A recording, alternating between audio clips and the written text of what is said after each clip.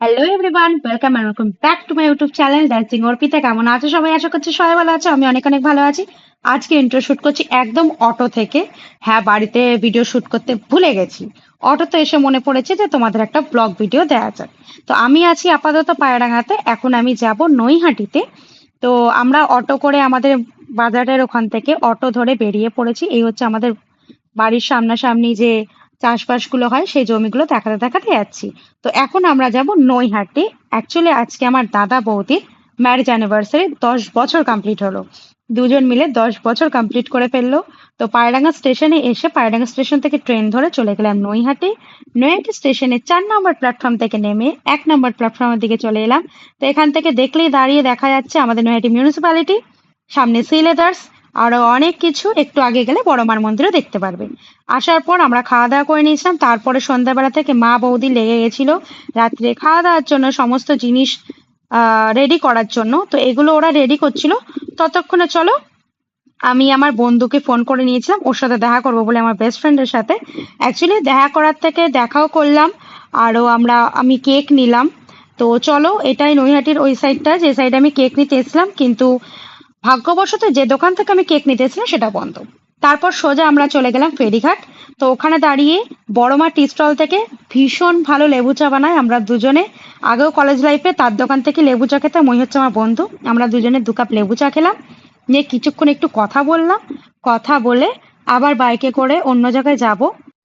দিনটা ছিল mother's day. প্রত্যেকটা কেকের দোকানে মারাত্মক ভিড়, সেটা মন জিনিস হোক বা মিয়ামোর। তো ঠেলে ঠুলে গুতিয়ে কোনো রকম ভাবে চলে গেছিলাম মিয়ামোড়ে। মিয়ামোড়ে দেখতেই পাচ্ছ স্টক শেষের পথে ওই যে ব্ল্যাক কালারের কেকটা ওপর সাইডে রাখা আছে ওটাই আমি নিয়েছিলাম। তো যেন তেন যুদ্ধ করে মিয়ামোড় থেকে নিলাম কেক। কেক নিয়ে এবার যাব সোজা সাপটা একদম বাড়ির দিকে। তো চলো, রাস্তায় সেদিন প্রচন্ড ভিড়। যে কোনো কেকের দোকানে, সরকার বেকারিও ছিল, ওতেও মারাত্মক ভিড়। ওখান থেকে আসার পর ড্রেসটা চেঞ্জ করে একটু ফ্রি হলাম। ফ্রি হয়ে বেশ নাইটি আইটি পরে নিজেকে ফ্রি মনে হলো। তারপর সবাই রেডি হচ্ছিল যে দাদা বৌদিকে গিফট দেবে না দেবে, চলো দেখা যাক। তো প্রথমে দাদা বৌদিকে আই লাভ ইউ বলে প্রপোজ করে একটা গোলাপ দিল এবং একটা রূপোর আংটি বানিয়ে নিয়েছিল বৌদির জন্য। আর বৌদি ওটা পেয়ে ভীষণ খুশি হয়েছে। ওর মুখের এক্সপ্রেশন দেখলেই তোমরা বুঝতে পারবে। তো এই হচ্ছে যে কেকটা আমি নিয়ে এসেছিলাম। তো এই কেকটা ভীষণ সুন্দর লাগছে। আর চকলেট ফ্লেভার বেশিরভাগই আমার বাড়িতে, বেশিরভাগ লোকই চকলেট ফ্লেভার পছন্দ করে। তো এখানে আমি বৌদিকে হাসতে বলেছে তো ওরম করে হাসছে। তো এই হচ্ছে আমার দাদা আর বৌদি। তো এই যে কেক সামনে। তো চলো তাড়াতাড়ি করে এবার কাটিংটা দেখা যাক, অনেকটা মজা হবে। দেখো। Happy anniversary!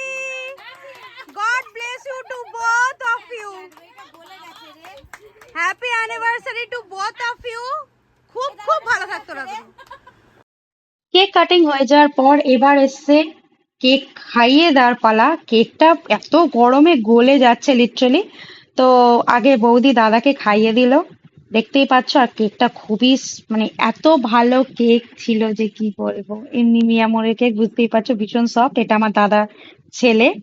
তারপরে অনেক লোকই ছিল। এটা হচ্ছে পাশের বাড়িও একটা ভাই। তো এটা হচ্ছে আমার ছোট পিসির মেয়ে। আর এটা আমার ভাই। তো বৌদিকে সবাইকে খাইয়ে নিচ্ছি, এবার আমি মুখটা বালাম, আমি খেয়ে নিলাম ভিডিও করতে করতে। তারপরে তো অনেকেই আছে, অনেকের মধ্যে পরে আমার মা আছে, পিসি আছে। তো চলো এবার নেক্সট কাকে খাওয়াচ্ছে দেখা যাক। তো নেক্সট খাওয়াচ্ছে আমার পিসিকে। তারপর আছে লাইনে আমার মা। এখানে দিদি বৌদিকে কেক খাইয়ে একটু গালেও মাখিয়ে নিল। তো এই হচ্ছে আমার মা। মা রান্নার দিকেই ছিল। তো এখানে মাও দাদা বৌদিকে একবার করে খাইয়ে দেবে। তো সত্যি কথা বলতে বাড়ির অনুষ্ঠান যেমনই হোক না কেন, সবাই মিলে থাকলে অনুষ্ঠানটা ভীষণ এনজয় করা যায়। তো এখানে আমি অল্প করে কেটে নিয়েছি কেক, ওদের দুজনকে খাওয়াবো বলে। প্রথমে বৌদিকে খাইয়ে দিলাম, তারপর নিজের দাদাকে খাইয়ে দেব।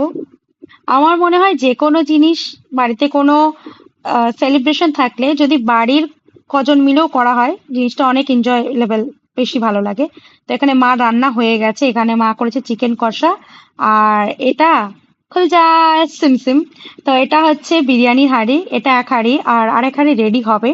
দু হাঁড়ি হয়েছিল যেহেতু কিছু লোক বলা হয়েছিল, পিসি যে বাড়িতে ভাড়া থাকে সে বাড়িরও অনেক লোক বলা হয়েছিল। আর আমরা ফ্যামিলি মেম্বার ছিল, অল্পের ওপর দিয়ে করা হয়েছে বলতে বাড়িতে যেখানে থাকতো সেখানে কিছু লোক আর আমরা ফ্যামিলি মেম্বার। তো এখানে আমার মা করছে রেডি তাড়াতাড়ি করে বিরিয়ানি, দ্বিতীয় ডেক বসাবে বলে। তো এখানে দিচ্ছে আতর, আতরটা তো দিয়ে বিরিয়ানিটা রেডি হচ্ছে। সত্যি কথা বিরিয়ানির নাম নিলে কেমন জানি বাঙালির আবেগ আবেগ মনে হয় না, কেমন জানি খিদে পেয়ে যায়। এই যে আমি ভিডিওটা এখন এডিট করছি এখনই আমার দেখে খিদে পেয়ে যাচ্ছে, এটা কি ঠিক হচ্ছে? একদমই না। যদিও আমার মা খুব সুন্দর বিরিয়ানি রান্না করে।